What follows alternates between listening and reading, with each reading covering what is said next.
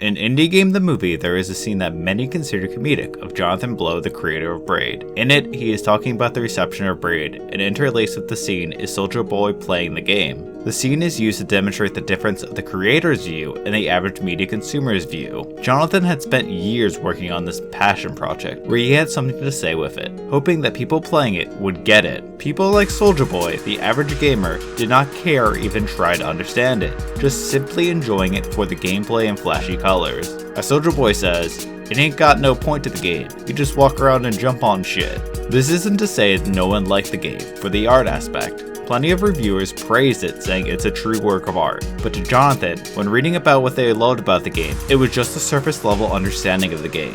To Jonathan, they didn't see what he saw was most special about it. This in turn drove him into depression, as the game was a financial and critical success, but an artistic failure. As Jonathan put it, they're not seeing the most important thing.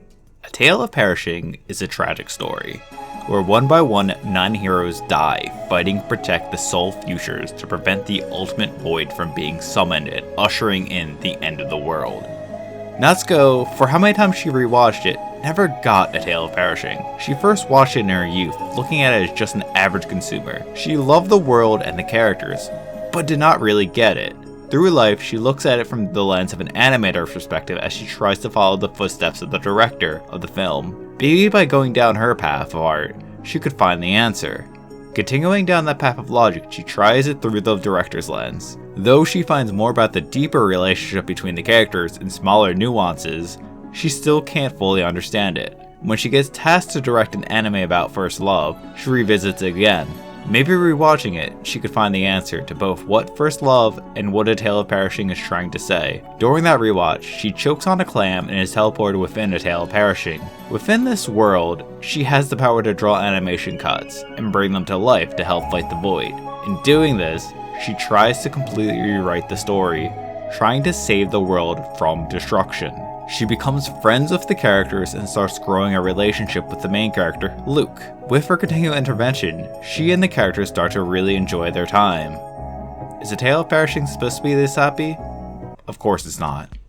Having gone to the actual world for this rewatch, Natsuko is looking at it from a different perspective. At first, not wanting to interact and just observe in order to preserve the story, but eventually is rewriting the story, making changes to help protect the characters. Her wanting to just observe and not interact with the characters is really a metaphor for how she was looking at A Tale of Pershing, just following characters, not trying to understand the deeper reasons why they do certain things. It's by diving deeper she is able to draw the theories of the part of the story, experiencing the apocrypha of the story. In the production of the film, it's implied that scenes of Memlin's subplot are removed from the final version of the film. In the original version of The Tale of Pershing, Memlin suddenly betrays Luke by disguising herself as a void, but in this version, Natsuko finds out Memlin is part of a death cult, trying to help the ultimate void. Due to her near immortal life, Memlin has constantly been suffering, seeing the one she loves disappearing from her life, with her still having to keep marching on, this taking a toll on her, enough that she wants death.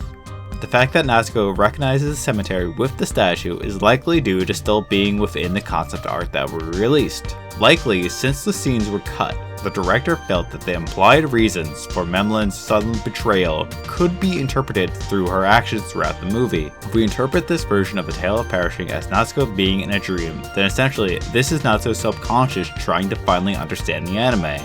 Then yes, we can interpret that there was enough within to draw the conclusion of Memlin's subplot. Natsuko is also looking at characters differently, like Destiny, who she sees the DNA of Tiger Mask, or several masks in this version. This draws from her wanting to help orphans. By Natsuko using a cut of Several Mask in a fight, Destiny awakens the character DNA, turning her into Several Mask. Now, bringing up Several Mask, or rather Tiger Mask, is interesting because out of all the works that the studio makes within Zenshu, it sits as an outlier. In Zenshu, it's confirmed that Natsuko has worked on all of the anime that she uses with her powers, implying that they are cuts she has done in the past. Now, the only one not confirmed is Several Mask. According to some sources, the director of A Tale of Pershing also directed it in 1989, but since all the other works have been confirmed Natsuko work, we can infer from the fact that Tiger Mask had an adaptation in the 80s and 2010s that both Natsuko and the director have both worked on Several Mask adaptations. With that in mind, Destiny being awoken from seeing Saddlemask does confirm that the DNA is indeed within Destiny. The idea the director had for Destiny stems from Saddlemask. These are small things that the average viewer would never pick up on, but since Natsuko has such an in-depth knowledge of A Tale of Pershing and has watched it many times, she has seen these small details about it.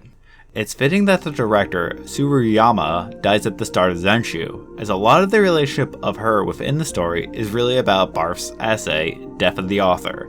Take for example her relationship presented that she has with A Tale of Pershing. She treats the film with utmost respect, seeing it as perfect with no fault, like her own child. This relationship matches what Barfs wrote about the relationship between author and work. The author is supposed to feed the work, that is, he pre-exists it, thinks, suffers, lives for it. He maintains with the work the same relation of a tendency father maintains of his child. To her, the story that she nurtured and raised for 20 years is her child. The characters are part of her. Everything she has done was for this work. It's likely that a lot of the characters in the story are based on people she knew herself. Some support to this theory would be the studio president, and Naomi, the matron and manager of the Heroes Hall. Their designs are identical. Their places within the real world and the fantasy world are the same, and we also know the fact that they, the studio president, and Tsuruyama have had a working relationship for those 20 years. If we then assume that the characters within A Tale of Pershing are represented by people Tsuruyama knew, the 9 heroes dying one by one could be representees for people she knew. For example, the person Memlin represents could have actually done some sort of betrayal, represented by Memlin's betrayal. Uni might have actually committed suicide.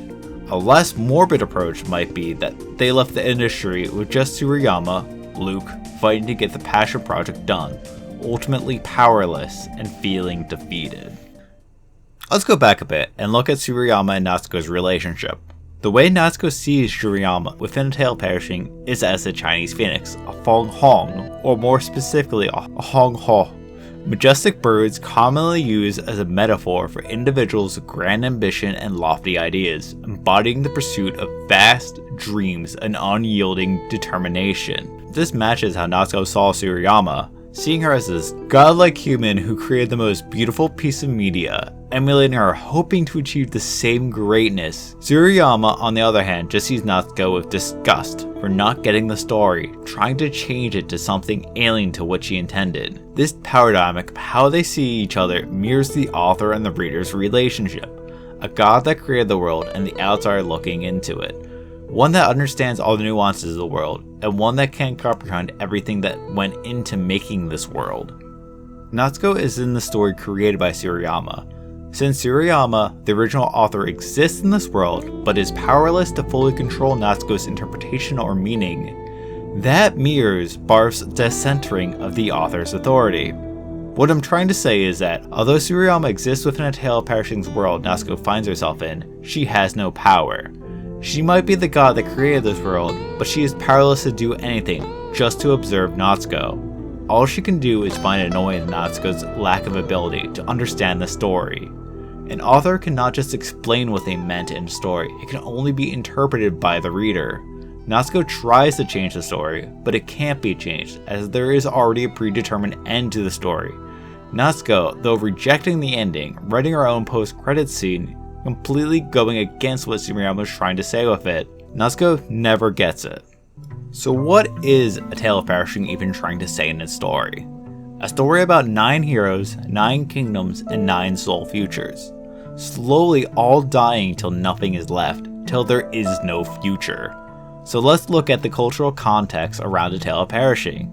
Starting as a thought in 1986, it starts out during the Japanese economic bubble where Japan had so much potential, money, and looked to become the top superpower in the world. By the time the story would enter full production, Japan was well into the lost decade, where there was no future positivity at the time. Soul futures really are the possible futures. By the time Natsuko joins the story, there is one soul future left. There is nothing left. It is a story about the loss of possibility, the loss of the future. It's likely in universe a critique on the state of Japan, a country that was full of possibility, but now there is no future. As a representative of the Japanese Youth Research Institute said in 2005, Japanese young people have no clear idea of how to live. Is there any road to recover the future?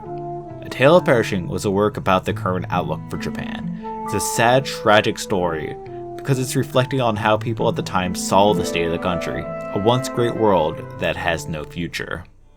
For both Jonathan Blow and Tsuruyama, seeing the reaction to their art has demoralized them.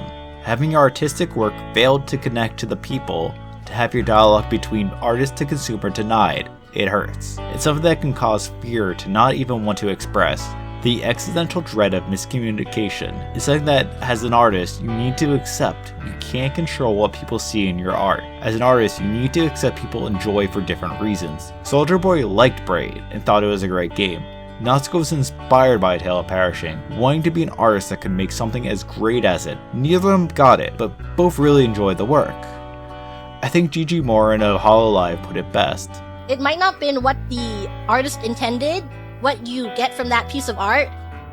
Like, someone could draw a blue curtain, and then they're like, yeah, I drew it because I like the way the blue curtain looks. But you're like, this meant a lot to me. This piece of work, it helped me out of my loneliness. And then it just, art matters. It depends on what it meant to you. Art's value meaning doesn't come from the author, it comes from the viewer. If they see a treasure tale as an inspirational story, or even if they don't try to get it, or they're looking at it for pure enjoyment, they get to decide what it meant to them. The author is dead was liberation for the reader for interpretation, but on the other hand, killing the author for the author, disassociating themselves with the person that made the art, is also an escape. The author that wrote that work lived and died within that work. The artist is no longer that person. It took Jonathan Blow several months to accept that and start working on a new project. But for Tsuruyama, she never died within her work, never able to accept the fact and escape her art. She is now stuck there, bitter at the world for never appreciating what she deemed was the most important thing. ハッピーエンドだけがエンタメだと思うなよ。